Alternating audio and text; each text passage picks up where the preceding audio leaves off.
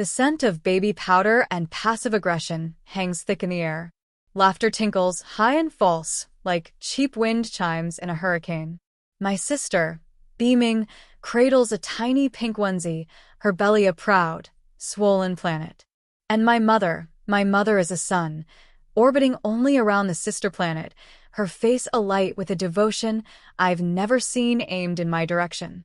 I stand by the crudité platter, a wilting celery stick in my hand, feeling less like a guest and more like furniture. Background noise. My mother's eyes glide over me, through me, as if I'm a smudge on the lens of her perfect family portrait.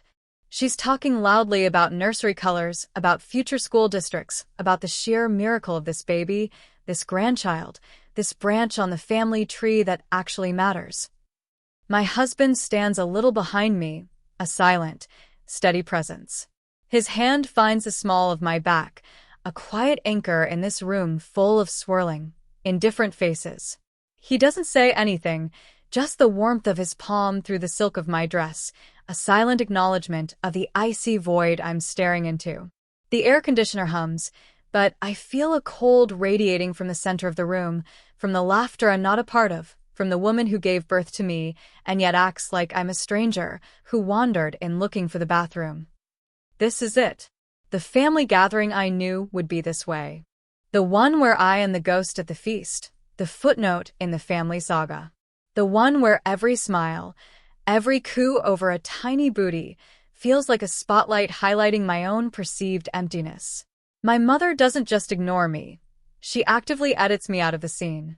Her body language, the angle of her head, the direction of her voice, it all screams one thing: you're not important here. And in this moment, surrounded by the suffocating sweetness of a baby shower, that simple truth feels heavier than concrete. Let me know where you're watching from and what time it is. And if you haven't already, please subscribe. It helps me more than you know. Before the baby shower, before the calculated erasure, there was just life.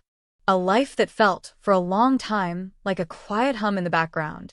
I grew up in the shadow of my sister. It wasn't a malicious shadow, not overtly, but it was constant. She was the sun, brighter, louder, effortlessly drawing all the light and attention. I was the moon, orbiting quietly, reflecting a borrowed light, often unseen in the glare of her day. My mother, bless her complicated soul, only amplified this dynamic. She wasn't cruel, not in the way that leaves scars you can show. It was subtler, more insidious. A constant, low-level hum of disappointment or, worse, indifference. My achievements were met with a polite nod, my sister's with fanfare. My struggles were dismissed as drama, hers were met with endless solicitude. This wasn't just about comparison. It was about a fundamental feeling of being unseen, unheard, less valued. Like I was a rough draft and my sister was the final, polished copy. It wasn't just about big moments either. It was in the everyday. The way my mother's face lit up when my sister called, compared to the pleasant but distant tone when she answered mine. The way she'd remember every tiny detail about my sister's life, but forget things I'd told her just days before. It built up, brick by quiet brick, a wall between us. A wall built of missed connections and unmet needs.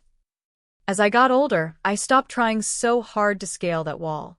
I built my own life, carefully, deliberately. I focused on my career, on creating a world where my worth wasn't up for debate, where I was seen and appreciated for who I was. And then I met him. John. He wasn't loud, or flashy, or demanding of attention. He was solid. Grounded. He saw me, truly saw me, from the very beginning. He listened when I spoke, remembered the things that mattered, and made me feel, for the first time, like the sun in someone's orbit. He built me up, not with empty flattery, but with quiet support and unwavering belief. He knew about the dynamic with my family, or at least, he sensed the quiet ache that sometimes surfaced. I didn't dwell on it, didn't make it a central part of our life, but he saw the moments it stung. Our life together became my new normal. A beautiful, quiet, fulfilling normal. We built a home, shared dreams, traveled. The only thing missing, the thing we both yearned for, was the sound of little feet, the chaos of a child's laughter. We tried, for years. Quietly, privately. Doctor's appointments, tests, the roller coaster of hope and crushing disappointment month after month. Each negative result was a tiny death, a silent grief we processed together, holding on to each other in the quiet of our home. My family didn't know about this struggle. It felt too raw, too vulnerable, to share with people who had a history of minimizing my pain. Especially not my mother, whose reaction I could already predict. A polite, slightly uncomfortable silence, quickly followed by a change of subject back to my sister or something equally superficial. And then came the invitation. Thick cardstock, pastel pink, announcing my sister's baby shower. A celebration of the very thing we were struggling to attain. My first instinct was a familiar mix of dread and obligation.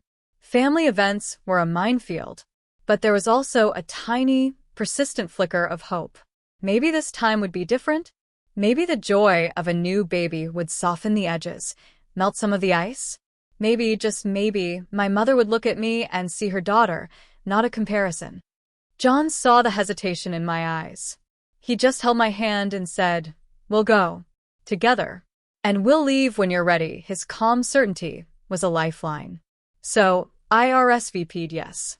Steeling myself, packing away the quiet grief, and putting on a brave face. Because that's what you do. You show up. You play the part. Even when your heart feels like a brittle piece of glass, and you know you're walking into a room where the air itself feels like a judgment. The early moments at the shower were exactly as predicted.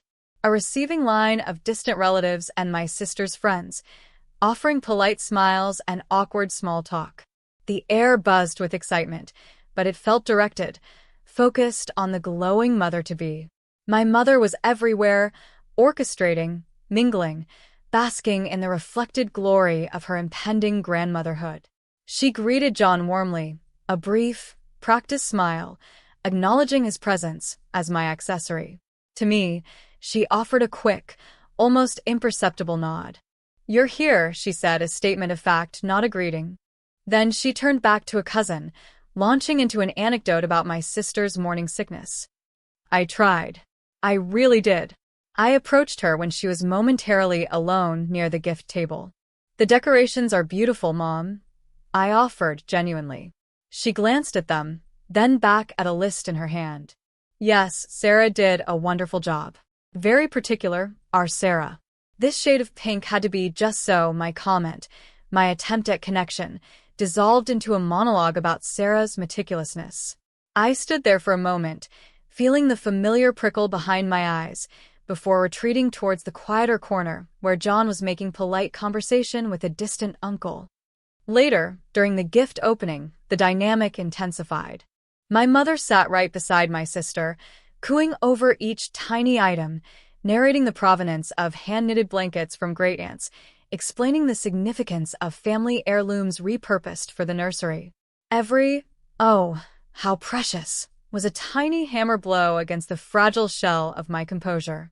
Relatives kept looking at my sister, then at my mother, sharing knowing smiles about the baby. It felt like a performance, and I was the unintended audience, watching the show of a family I was technically a part of but didn't seem to belong to.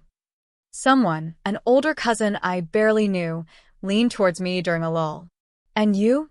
she asked, her voice kind but laced with that familiar, probing curiosity. "Any news on the baby front for you and John?" The question landed like a small, sharp stone. I felt John stiffen beside me. The easy answer was, "We're trying," but the weight of years of trying, of the silent grief, made the words impossible. The harder answer was the truth about our struggles, but that felt too raw for this crowd, for this moment, for this family who wouldn't truly understand. I managed a tight smile. "We're happy," I said, keeping it deliberately vague. She nodded, a little sadly, and turned her attention back to the main event, the real news, the important branch of the family tree. My mother overheard the tail end of the exchange. She didn't react visibly to the question, but after the cousin moved on, she leaned towards me just enough that only I could hear. "Some things just aren't meant to be for everyone, dear," she murmured, her tone saccharine. almost pitying. Then louder to the room, "Oh, look at this adorable little rattle. Perfect for our little one's tiny hands." The casual cruelty of that comment, delivered with a smile and immediately overshadowed by her performance as the doting grandmother-to-be, hit me with the force of a physical blow. Some things just aren't meant to be for everyone. Was she talking about children? About happiness? About being truly loved and seen? It felt like a low blow, a direct hit on the most vulnerable part of my heart, masked as a philosophical observation. And the speed with which she dismissed me and turned back to the performance, it was breathtaking in its coldness. I felt myself shrinking, wanting to disappear. The air felt suffocating. The laughter, the pastel decor, the mountain of gifts, it all felt like mockery. John's hand tightened on my back, sensing the shift, the internal collapse. His presence was a comfort, but it couldn't shield me from the sting of my mother's words. This wasn't just indifference anymore. It felt deliberate. A quiet, almost polite way of putting me back in my box, reminding me of my place, or lack thereof, in her world. Everything I thought I had built, my solid life with John, my quiet happiness, felt fragile in the face of this ancient, ingrained family dynamic. I was back to being the moon, invisible beside the sun. And in that moment, standing in the crowded, cheerful room, I felt utterly, profoundly alone. My world narrowed to the sound of my own ragged breath. The room spun slightly, the pastel colors blurring into an indistinct, suffocating haze. My mother's voice, a cruel lullaby, echoed in my ears. "Some things just aren't meant to be for everyone, dear." It wasn't just about children anymore. It felt like a pronouncement on my entire existence, a dismissal of my worth, a confirmation that I would always be the one on the periphery, looking in. Panic began to set in, cold and sharp. I wanted to run, to flee this suffocating performance of family. Every smiling face felt like a judgment. Every coo over a tiny sock felt like a reminder of my perceived failure. I could feel the tears welling up, hot and traitorous, threatening to spill over and expose the raw wound beneath the brave face. I squeezed my eyes shut for a fraction of a second, trying to regain control, trying to force the tears back. Then, John's voice, low and steady, cut through the noise. "Are you okay?" I opened my eyes. He wasn't looking at the gifts or the crowd or my mother. He was looking directly at me, his gaze unwavering, filled with concern and something else, a quiet strength, a readiness to shield me from the storm. In his eyes, I didn't see pity or judgment. I saw love. Unconditional, solid, real. And, in that moment, something shifted. The suffocating haze began to clear. My mother's words still stung, but they no longer felt like the ultimate truth. They felt like her truth, a projection of her own limitations and biases, not a reflection of my reality. She saw me as lacking, as incomplete because I didn't fit her mold, because my path wasn't a mirror image of my sister's. But that wasn't my fault. That wasn't my failing. My failure, the real one, was standing here, allowing her to define me, to diminish me, allowing this ancient dynamic to strip away the joy and confidence I had built over years. I had spent so long trying to earn her approval, trying to fit into a family picture that clearly had no space for me. But I didn't need her approval. I had John. I had the life we were building, brick by careful brick, a life overflowing with love and mutual respect. We were creating our own family, a family built on choice and love, not just biology and inherited dynamics. The tears receded, replaced by a slow burn of something else. Not anger, not exactly. Something colder, sharper. A resolve. I wouldn't let her break me. Not here, not ever again. I wouldn't be the invisible daughter, the one quietly enduring the passive-aggressive digs and the overt favoritism. I had my own story, my own joy, my own future. And it was a future she had no control over, a future that didn't require her permission or validation. I looked at John. He hadn't moved, just waited. His hand was still an anchor on my back. I met his gaze, and in my eyes, he must have seen the shift. the flicker of despair replaced by a steady flame of determination. A silent conversation passed between us. A question in his look. What do you need? An answer in mine. I'm done hiding. This wasn't the time or place for a scene, not the kind she probably expected if I ever dared to express my hurt. But it was the time and place to finally, quietly, reclaim my space. To show them, not with anger or tears, but with quiet strength and undeniable fact, that my life was full, beautiful, and thriving, regardless of whether they chose to see it. My mother's cruel dismissal had, paradoxically, freed me from the need to please her, to seek her validation. It had solidified what truly mattered, the family I was building with John. And in that moment, I knew exactly what I needed to do. The gift opening was winding down. My sister oohed and awed over the last tiny onesie. My mother clapped her hands together, beaming. Wonderful. Absolutely wonderful. So many beautiful things for our precious little arrival. She glanced around the room, her eyes sweeping past me as usual, already planning the next segment of her grandmotherly performance. Now, she announced, her voice carrying across the room, I think it's time for some cake and perhaps a little game. Who's ready to guess the baby's weight? The room stirred, a wave of polite enthusiasm rippling through the guests. People began to shift, anticipating the next activity. This was my mother's domain, her stage, where she controlled the flow, the conversation, the focus. This was the moment I was supposed to fade even further into the background, to stand awkwardly near the cake, hoping someone might make small talk. But I didn't move towards the cake. I stood exactly where I was, anchored by John's hand. He seemed to sense the shift in my energy, the quiet resolve that had settled over me. He didn't question it, didn't hesitate. He simply stood with me, a solid, unwavering presence. There was a brief lull as people transitioned from the gift area. My mother was directing someone towards the cake table, her back half turned to us. My sister was still surrounded by a few friends, admiring a tiny pair of booties. The general noise level dipped for just a moment. And in that moment, John stepped forward, just half a pace, bringing himself slightly more into the center of the small clearing we occupied. His voice, normally quiet and measured, carried with a surprising clarity. It wasn't loud, but it cut through the ambient chatter, drawing immediate attention. Before we move on to cake, John said, his tone calm, deliberate. He didn't shout, didn't demand attention, but the sheer unexpectedness of him speaking up, him inserting himself into the carefully orchestrated flow of the party, caused heads to turn. My mother paused mid-sentence, turning slowly towards him, a flicker of annoyance crossing her face. Who dared disrupt her schedule? I know everyone is excited about the new arrival, John continued, his eyes meeting mine for a brief, reassuring moment before sweeping across the room. And we are too. Very much so, he paused, letting the silence hang in the air.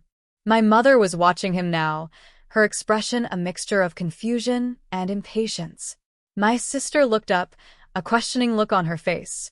In fact, John said, a warm smile spreading across his face, the kind he usually reserved just for me. Seeing Sarah so happy and seeing the excitement in this room, it's only made us even more thrilled about our own journey. Silence. A thick, sudden silence descended over the room. Everyone was looking at us now. My mother's eyes narrowed slightly. My sister's smile faltered. John looked directly at my mother, then at my sister, and finally, his gaze settled back on me, his smile softening. We've been keeping it quiet for a while, working through the process, he said, his voice filled with a profound sense of joy and anticipation. But we wanted to share our wonderful news with everyone here today. He took my hand, intertwining our fingers. My heart hammered against my ribs, a frantic drumbeat, but the fear was gone, replaced by a strange, exhilarating sense of power. My mother watched, her face unreadable, a statue in pastel. We're adopting, John announced, his voice clear and resonant. We just received confirmation last week. A little girl. And she'll be coming home to us very, very soon. The words hung in the air, bright and shining, a sudden, unexpected sunbeam in the carefully controlled atmosphere of the shower. The reaction was immediate and multifaceted. A collective gasp rippled through the room. Murmurs erupted. Faces turned from my sister and mother to me and John, expressions ranging from shock to surprise to dawning smiles. And my mother, she froze. Literally froze. The color drained from her face, leaving her pale and slack-jawed. Her eyes, usually so expressive in their dismissal of me, were wide with disbelief. Her carefully constructed composure shattered in an instant. She looked utterly blindsided, as if we had just announced we were moving to Mars.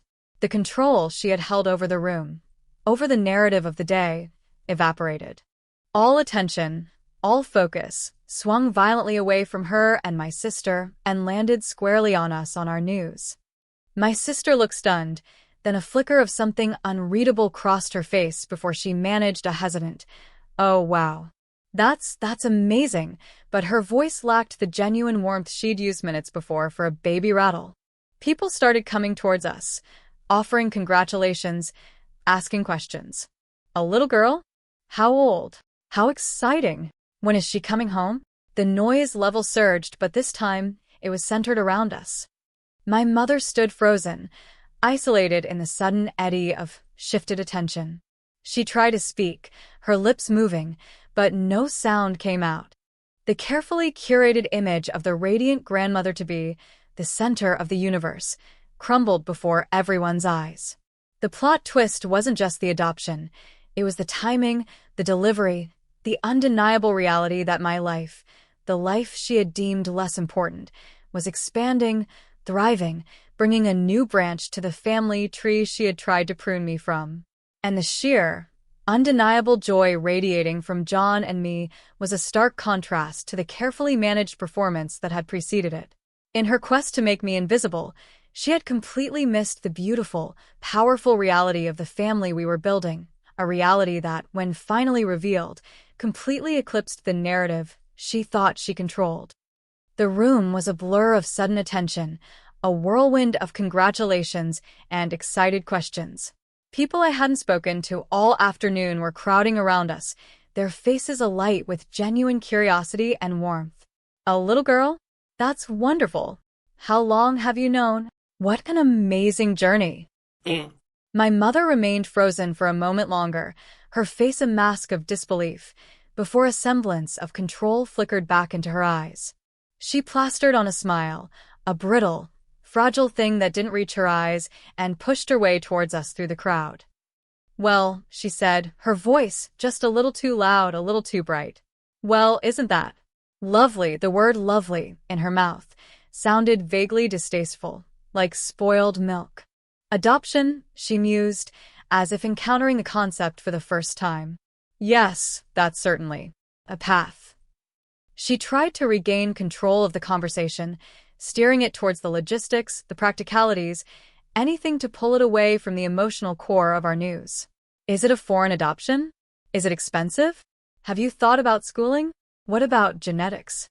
Her questions were clinical, designed to diminish the joy, to pick apart the miracle and reduce it to logistics.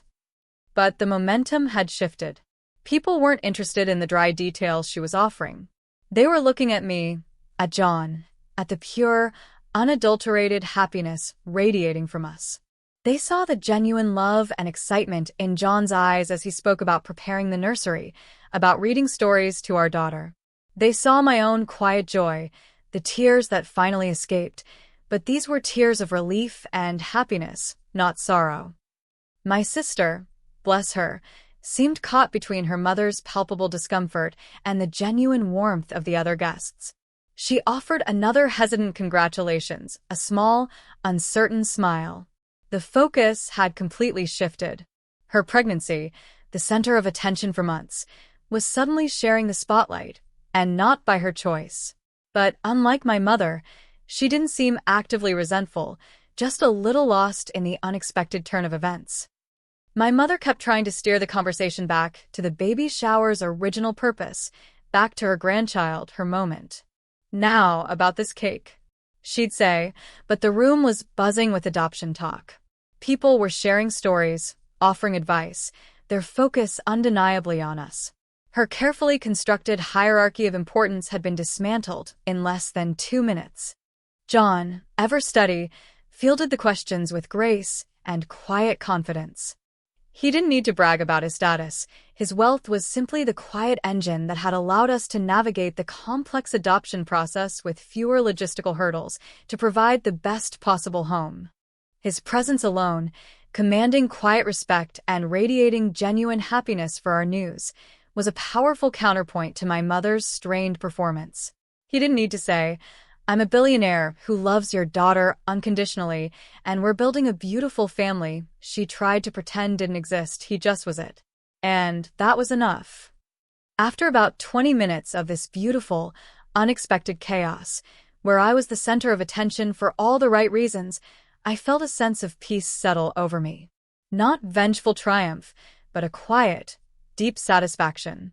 I hadn't planned this, hadn't orchestrated this reveal for maximum impact.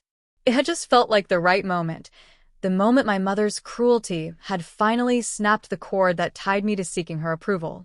And the universe, or perhaps just John's impeccable timing, had aligned to make it a moment of undeniable impact. I caught John's eye, a silent signal. We had shared our joy, we had reclaimed our narrative, and there was nothing more to prove, nothing more to gain from staying in the space that had caused me so much pain. "Well, everyone," I said, my voice calm and happy, cutting through the remaining buzz. "Thank you all so much for the kind wishes. It means the world to us." I looked directly at my sister. "Sarah, the shower is beautiful. Congratulations again. We can't wait to meet the little 1 inch." My tone was genuine. My sister's baby was innocent in all this. I turned to my mother. Her smile was fixed, her eyes still holding that element of shock and thinly veiled frustration. I offered her a simple, polite smile. "Thank you for having us, Mom." There was no challenge in my voice, no accusation, just a quiet acknowledgement of the formality. John put his arm around my waist. "We should probably get going," he said smoothly, addressing the room. "Lots to do to get ready for our little girl." There were murmurs of understanding, promises to call, to visit. As we walked towards the door, the crowd parted for us. It felt strange, walking through the room not as an outsider, but as people with their own important news, their own future. My mother followed us to the door, still wearing that strained smile. "Yes, well, good luck with all that," she said, her voice lacking any real warmth. She didn't hug me. She didn't hug John. She just stood there, watching us go, her eyes reflecting a complex mix of defeat and forced pleasantness. Stepping outside into the late afternoon sun felt like emerging from a long, dark tunnel. The air was fresh and clean, free from the cloying scent of baby powder and unspoken resentments. I took a deep breath. In the car, driving away, the silence stretched, comfortable and full. John reached over and took my hand, lacing his fingers through mine. "You did good," he said softly. I leaned my head against his shoulder. I didn't mean to steal her thunder, I confessed, the residual tension starting to drain away. He squeezed my hand. "You didn't steal anything," he said firmly.